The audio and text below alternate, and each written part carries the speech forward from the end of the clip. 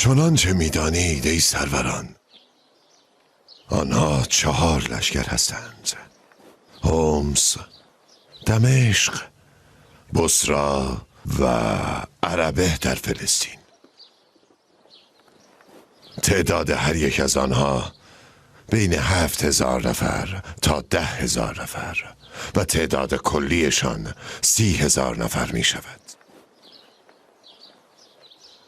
سلاحشان سبک است: شمشیر، نیزه و تیر و کمان. مرکبهایشان اسب و شتر است. بار و بنیه محدودی دارند. سرزمینشان هم دور است. بنابراین اگر آذوقه تمام کردند نمی توانند به راحتی آن را فراهم کنند.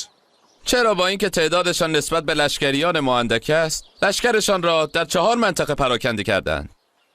آنها می دانند که ما چند برابرشان هستیم. برای همین تصمیم گرفتند به گونه‌ای تقسیم شوند که لشکریان ما را هم پراکنده کنند. آنها سبکبارتر از ما هستند. در نتیجه می توانند موقعیت خودشان را تغییر دهند یا اینکه در وقت مناسب لشکری را به دیگری پیوند دهند. این بار برای چپاول نیامدند. می‌خواهند این سلطنت را از دست من درآورند. بهتر نیست لشکریانمان را در برابر آنها تقسیم کنیم، با هر یک بر اساس موقعیتش بجنگیم و راه اتصال میانشان را ببندیم؟ همین را می‌خواهند. نقشه من این است که لشکر اولمان که در فلسطین مستقر است بمانند. آنها 70,000 نفرند و مأموریت این لشکر جلوگیری از حرکت عربها به سوی فلسطین و عربه است و اینکه آنها را ضعیف کند. اما لشکر دوممان در انطاکیه با 100,000 نفر نیرو حرکت می کنند. با 3 لشکر دیگرشان یکی پس از دیگری روبرو شده و نابودشان می کنند. نظر عمرو بن عاص درست بود. او می گفت باید لشکریانمان در بصرا و یرموک متحد شوند و نباید بگذاریم هر کدام جداگانه با رومیان مواجه شوند. وگرنه متفرق که بشوند هرگز نخواهند توانست با تعداد بسیار آنها مقابله کنند. آنها از آنجایی که بارشان سبک بود پیش از رسیدن رومیان متحد شدند، به جز لشکر عمرو که سپاه روم در فلسطین آنها را در دشتی کنار یرموک از پیوستن به لشکر ابو عبیده و یزید و شرحبیل باز داشتند. طولی نکشید که لشکر روم از راه رسید و در دشت مقابل آنها قرار گرفت. پس چرا جنگ را به تأخیر انداختند؟ نمیدانم. شاید هر کدام از دیگری می ترسد و تنها بسنده می کند به دفاع از زمین و اردوگاهش. گمان می کنم ابو عبیده منتظر است که عمرو بن عاص لشکرش را نجات دهد، سپس به وی ملحق شود تا قوی تر شوند. بله، امکان هم دارد. روم منتظر از سپاهش در فلسطین بر سپاه عمر غلبه کند و بعد حمله کند. روم با وجود خالد وسوسه‌های شیطانی را فراموش می کند. خالد را از حیره میفرستی به شام؟ بله انشاءالله. پس عراق چه؟ چه کسی آنجا میماند؟ مسنب بن حارثه. فرمان می دهم لشکر خالد بین آن دو تقسیم شود. تعداد آنها به 20,000 نفر هم نمی رسد. او چگونه می تواند عراق را با این تعداد کم نگه دارد؟ روم از همه مهمتر است. سپس همراهان خالد را باز می گردانیم. اگر به طول انجامید چه؟ حتما خداوند خیر ما را خواسته که رومیان را در منطقه یرموک گرد آورده تا نبردی مهم و سرنوشت ساز روی دهد. اگر ما بر آنها پیروز شویم شکوهشان به کلی از بین خواهد رفت، درست برخلاف فارس. نمیدانم. میترسم اگر مثنا آنجا بماند پارسیان به آن حمله کنند و تلاشمان به هدر برود. برادران، دست ما باز نیست. ما امور را به دقت بررسی کرده ایم. سود و زیان خودمان را می سنجیم. همه جوانب را در نظر می گیریم. روم به نبرد ما آمده و لشکر ما نیز آنجاست. فرصتی برای تلف کردن نداریم. اگر احیانا روم پیروز شود معلوم نیست بعد از آن چه بر سرمان می آید. شکست اراده مردم را در اینجا و عراق سست خواهد کرد و فارس را قوی می کند. اما با شکست روم که یکی از بزرگترین حکومت‌های زمین است، لشکر فارس به لرزه می افتد. سپس به سویشان لشکر می فرستیم و دستمان باز خواهد بود. آنچه که گفتی حرفی بسیار درست و عاقلانه است، ولی اگر خالد به شام برود فرمانده که خواهد بود؟ خالد. میخواهی او را فرمانده کنی در حالی که ابو عبیده در میانشان است؟ خالد فرمانده شایسته سامر. من هم میدانم که ابا عبیده بهتر از خالد است، ولی یادت باشد که نبوغ جنگی که خالد دارد نه ابی عبیده دارد و نه هیچ فرمانده دیگری، زیرا ابو عبیده انسانی دلنازک است، از اینکه کشته شود هراسی ندارد، ولی نمیخواهد با تصمیمش کسی را به کشتن دهد و درنگ میکند. عمرو بن عاص هم در اداره امور مردم خوشفکر و زیرک است و بررسی عواقب سبب می شود با تأنی برخورد کند. اکرمه، یزید و شرحبیل نیز همگی پیشرو هستند، اما در طرحریزی جنگ مانند خالد نیستند. موضوع دیگر این است آنها مثل خالد تجربه جنگی زیادی ندارند، اما خالد چنانچه مشهور است صبر گربه و هجوم شیر را دارد. سریع و شجاع است، بی اینکه بی مبالات باشد. هم نقشه کشیدن را خوب می‌داند و هم جنگ را. چرا فرمانده نباشد؟ فکر نکنم ابو عبیده هم از این طرح ناراضی باشد. میدانی که چقدر پرهیزکار است، دنیا دوست نیست. قصدش فقط رضای خداست، نه حکومت.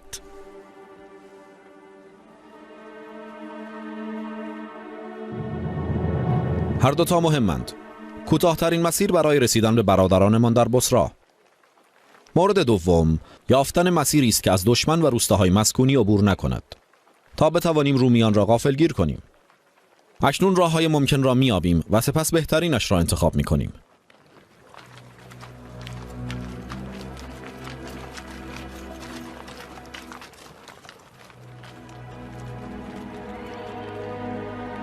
چهارم، راه عین التمر، قراقر، سوا، عراک و تدمر، قریتین، قوطه و بصراست.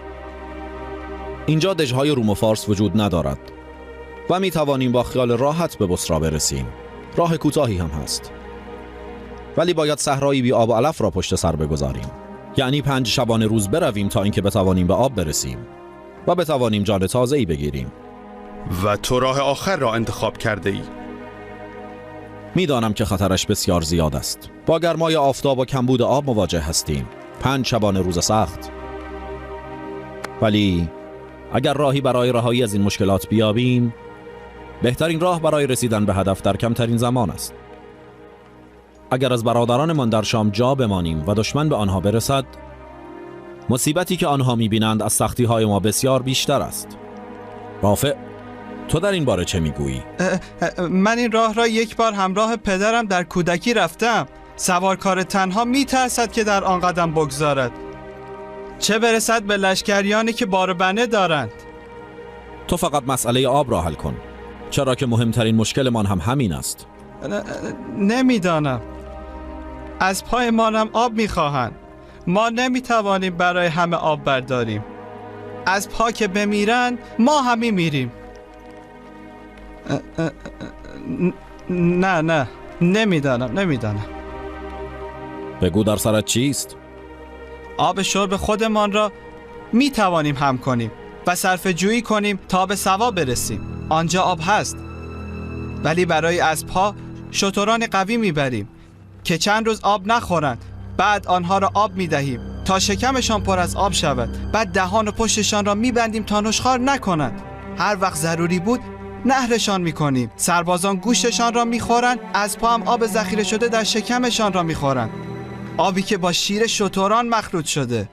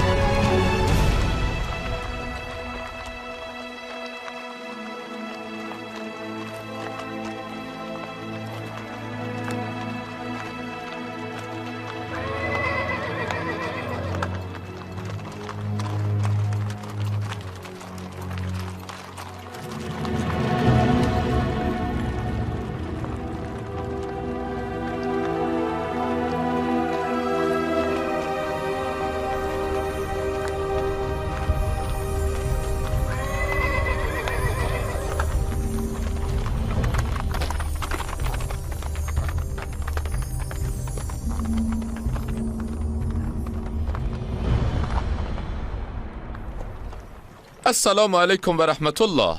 و سلام خدا بر شما باد. خالد تو را فرستاده؟ چه خبر؟ کی میرسد انشاءالله؟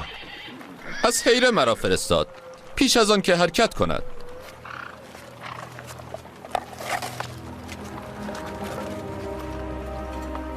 از خالد ابن ولید به ابی عبیده ابن جراح. سلام علیک. نامه خلیفه رسول الله به دستم رسید که مرا فرمان داده تا به سوی شام حرکت کنم و فرماندهی لشکریانش را به عهده بگیرم.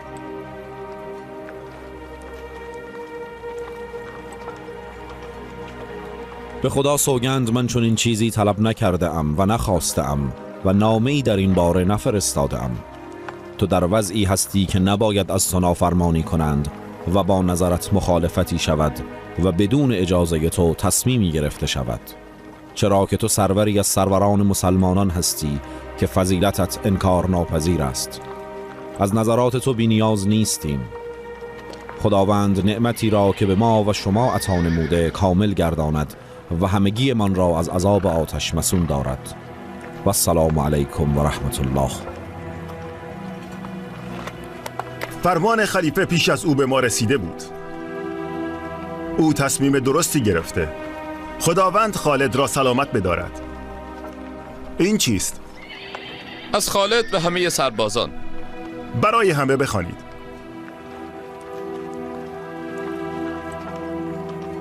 از خالد ابن ولید به مجاهدان خدا در شام. نامه جانشین رسول الله به دستم رسید که مرا فرمان داده به سوی شما بیایم و من با تمام توان به سوی شما حرکت می کنم. شاید سواره هایم کمی دیر برسند. شما را به وعده خداوند و پاداش نیکش مژده می دهم. خداوند ما و شما را به وسیله ایمان مسون دارد و بر اسلام استوار بگرداند. و السلام علیکم. مژده باد، مژده باد و تکبیر بگویید.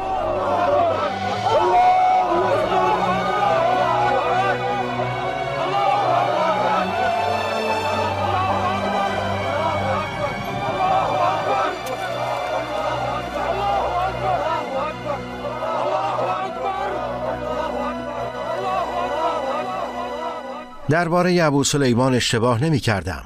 الحمدلله. همیشه به درگاه خدا دعا می کردم که پیش از هجوم رومیان به مقصد برسد. اکنون خیالم راحت شد. آفرین بر او. هیچ لشکری تا کنون آن راه را نپیموده بود. توانست در 18 روز به مقصد برسد. آن صحرای خشک و بی آب و علف را در 5 شبانه روز پیمود. جز خالد کسی تواناییش را نداشت. خداوند راه درست را به تو نشان داد ابوبکر. کسی جز خالد چنین نمی کرد.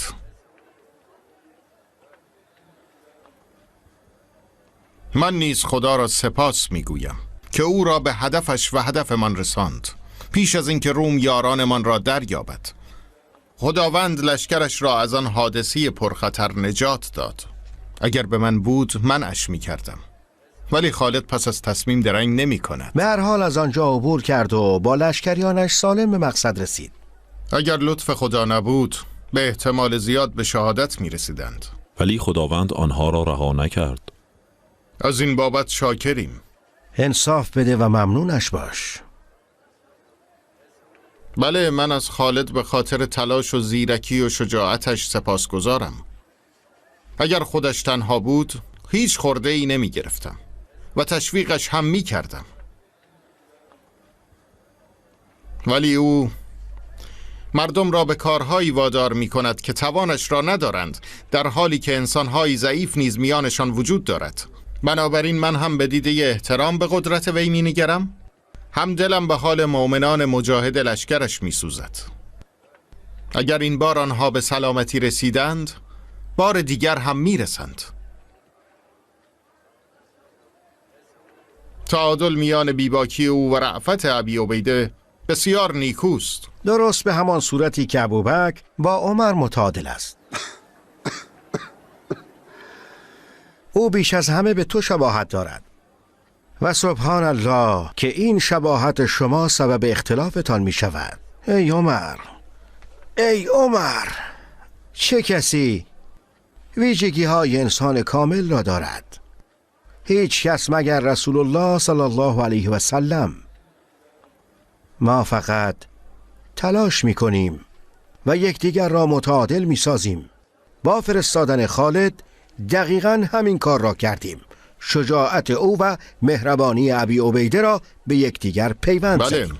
اگر ابو عبیده امیر میماند برنامه ریزی هم به خالد سپرده میشد. خدایا عقلم چنین حکم کرد. تنها خیر مسلمانان را میخواستم. پذیرا باش اگر درست بود و درگذر اگر نادرست بود. امروز تو پیش نماز باش. توان آمدن به مسجد را ندارم. خدا بلا را دور کند ای جانشین رسول الله.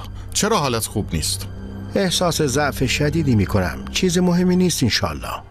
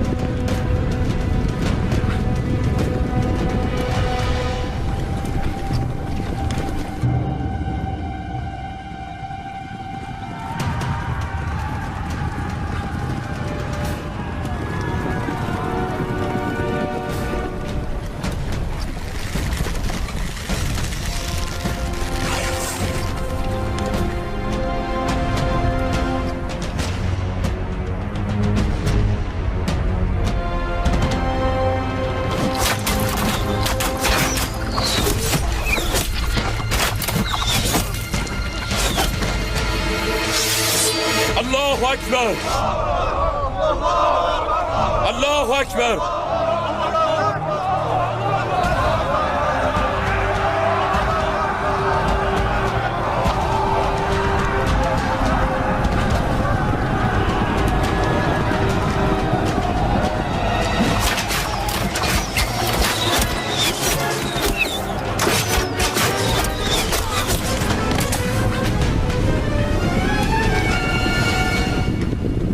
الله اکبر.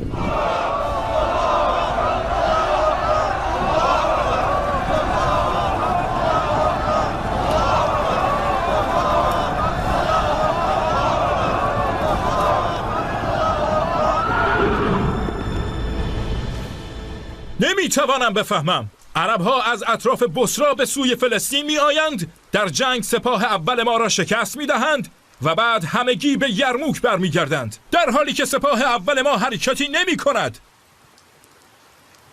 چطور ممکن است؟ چطور؟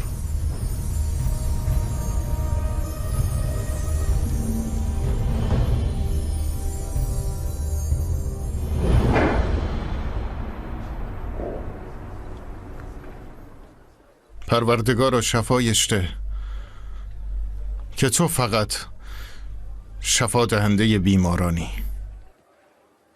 بنشینید.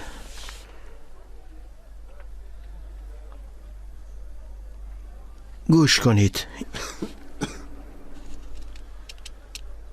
این روزها احوالم اصلا خوب نیست. گمان نمی کنم با چنین حال زیاد دوام بیاورم. خداوند شما را از بیعت من رها نموده پیمانتان را برداشته و امورتان را به خودتان بازگردانده است. پس هر که را میپسندید حاکم کنید، از این رو که اگر در حیاتم حاکمی برگزینید پس از من دچار اختلاف نخواهید شد.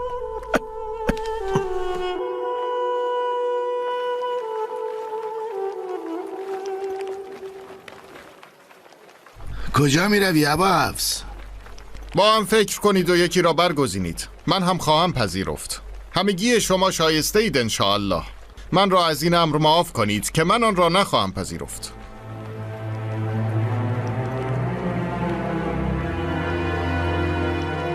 راضی نیستم که به من واگذارش کنید.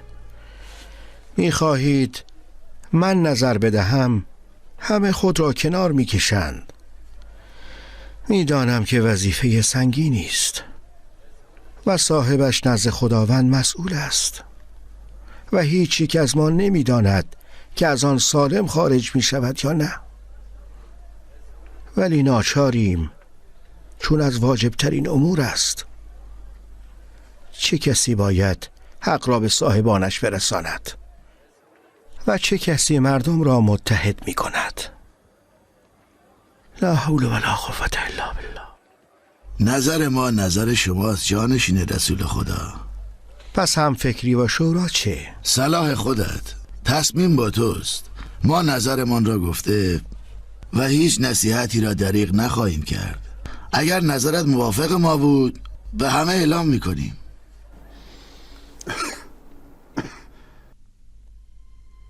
نظرت درباره عمر چیست؟ خودت که بهتر میدانی. نظر من نظر خود شماست. به هر حال بگو. به خدا که او بهترین انتخاب است. عمر، تو بهتر او را میشناسی.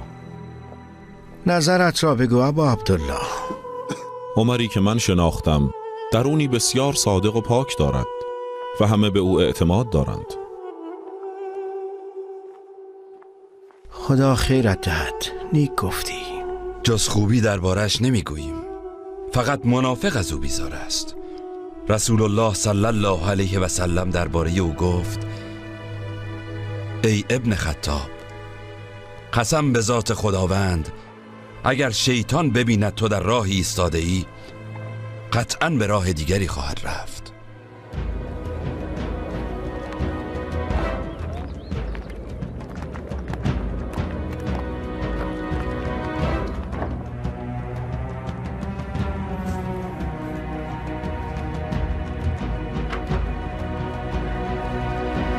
السلام علیکم.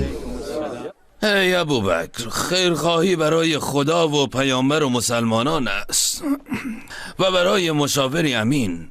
من کسی نیستم که نظرم را پنهان کنم، اگرچه ناخوشایند باشد. عمر انسانی تند و خشن است، میترسم مردم را خسته کند. اگر پروردگارت از تو درباره جانشینی عمر پرسید چه میگویی؟ مرا بنشانید، مرا بنشانید، کمک کنید. مرا از خداوند میترسانید؟ بدبخت کسی که بخواهد به شما ستم کند. اگر خدا بپرسد میگویم بهترینشان را بر آنها حاکم کردم، اما تندی و شدتش به خاطر نرمی من بود. اگر امور را به او بسپارید آنها را رها خواهد کرد. ای مردم، نزدیک است که دنیا به شما روی آورد و دنیا همان گونه است که رسول الله صلی الله علیه و سلم گفت. به خاطر فقر نگران شما نیستم، ولی می ترسم که دنیا برای شما فراخ شود همان گونه که قبل از شما شد. همانند آنها به رقابت و جدال بپردازید و همانند ایشان هلاک شوید.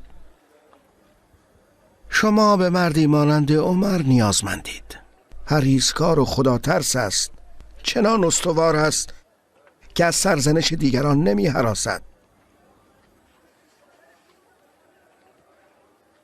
و من انتخاب را به خودتان سپردم. که یکی را برگزینید. ولی باز آمدید و گفتید نظر ما نظر توست. وقتی که بهترینتان را برگزیدم ظاهراً برخی خوششان نیامد. آرام باش، خدا خیرت دهد. حالت بدتر می شود.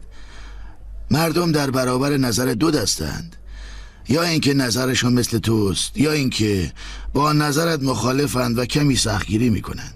و عمر همان گونه است که فکر میکنی. میدانیم که نیت تو خیر است. تو همیشه نیکوکار مصلح بوده ای. درست میگوید، همیشه نیت خیر داشته ای.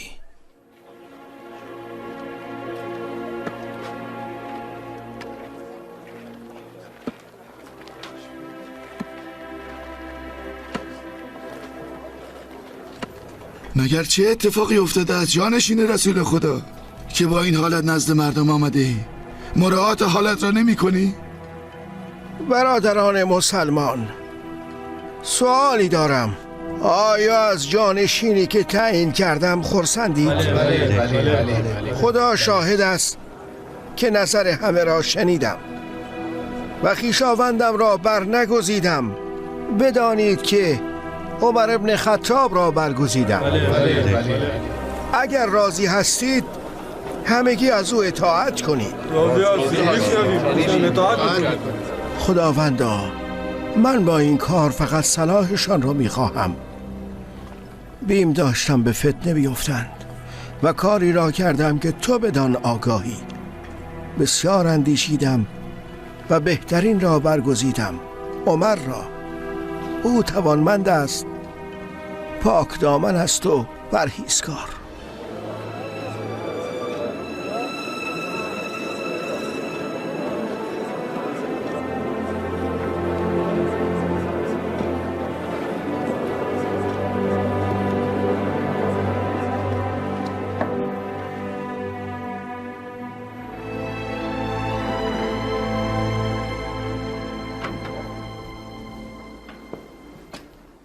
با مردم درباره من مشورت کردی و به خود من نگفتی؟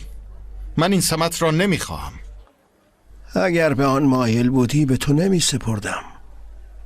مرا معذور دار ابابکر. حال که صحابه تو را برگزیدن چنین نمی کنم و اگر لازم شود با شمشیر مجبورت می کنم که بپذیری. بس چیزی مگو و بیا.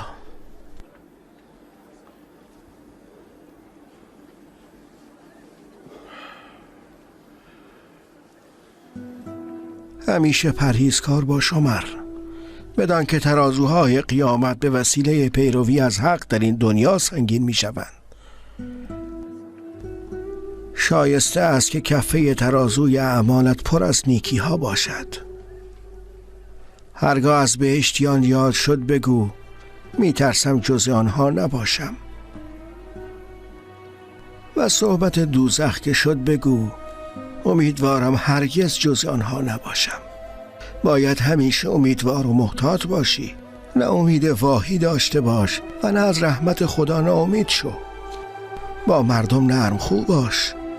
بینشان عدالت برقرار کن و وظیفت را ادا کن. از خداوند میخواهم که به دست تو فتحی بزرگ صورت گیرد. اگر مردم تا شب درنگ نکن. در اولین فرصت افراد را به سوی مثنا بفرست. اگر نیمه شب مردم هنوز صبح نشده سربازانش را به سویش اعزام کن. اگر خداوند لشکر شام را پیروز کند لشکریان خالد را به عراق بفرست. آنها لیاقت دارند و کاردان هستند. میدانی همگی بسیار شجاع و دلیرند.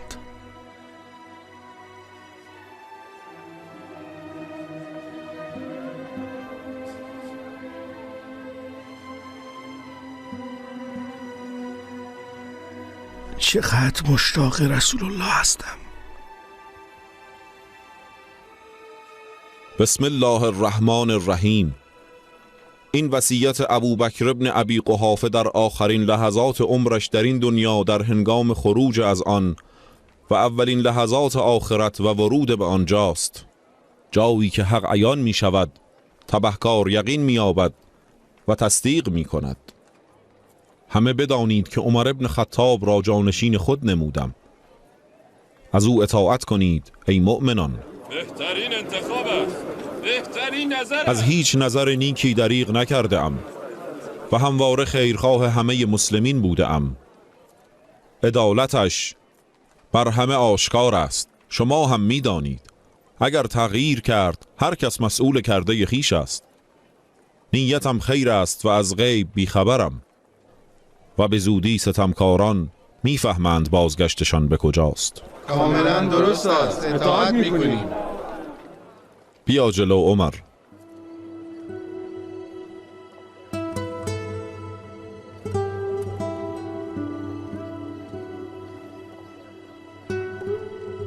میخواهیم با تو بیعت کنیم.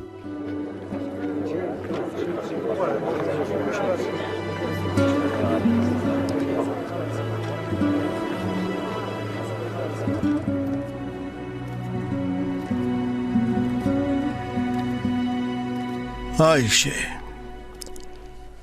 هیچ کس از خانواده نزدم محبوب تر از تو نیست. من از دارایی خودم باغی به تو هدیه داده بودم. در دلم نسبت به آن چیزی است، پس جزء میراثم قرار ده.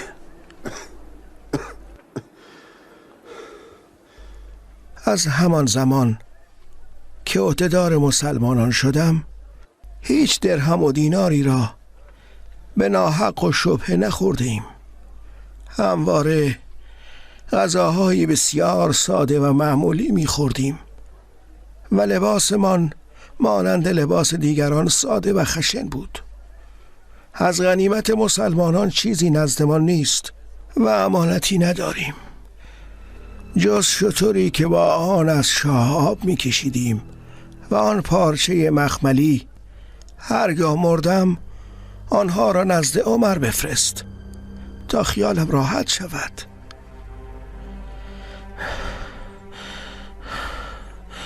یک چیز دیگر، در این مدت عمر حقوقی از بیت المال برایم تعیین نمود تا برای رسیدگی به امور آسوده خاطر و فارغ باشم. باغی که در جنوب مدینه دارم از آن مال خریدم. آن را به عمر بازگردان که به بیت المال پس بدهد تا بدهیم را ادا کرده باشم و جای شک و تردید برای کسی نماند.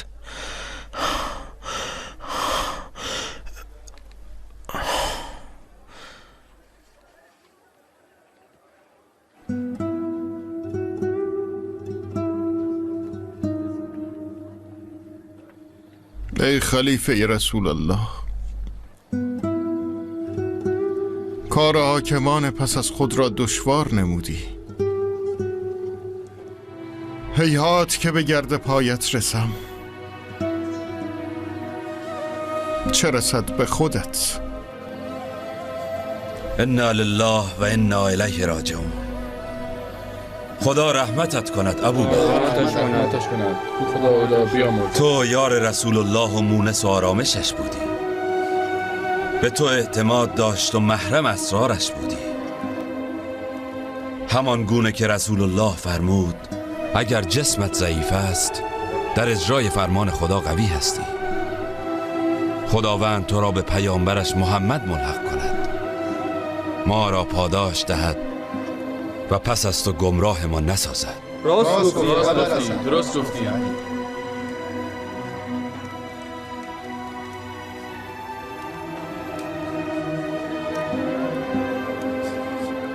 دوست دارم وقتی خدا را ملاقات می کنم کارنامه اعمالم مانند او باشد.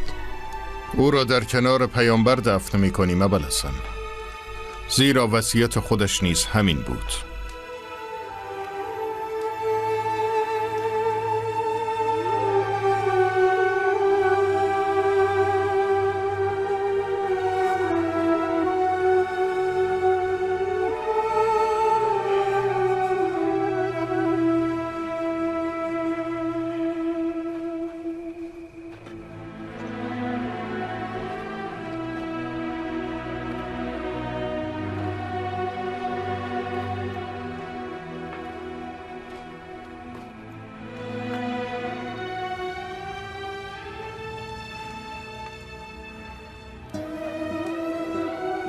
این چه باری بود که بر دوش تو افتاد پسر خطاب؟ وای بر تو، وای بر تو. یا بر سنت پیامبر و روش ابوبکر می روی یا اینکه هلاک خواهی شد.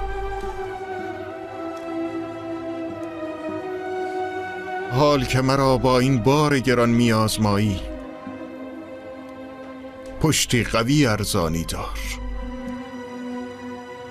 من توان و قوتی از خود ندارم. لا حول ولا قوة الا بالله.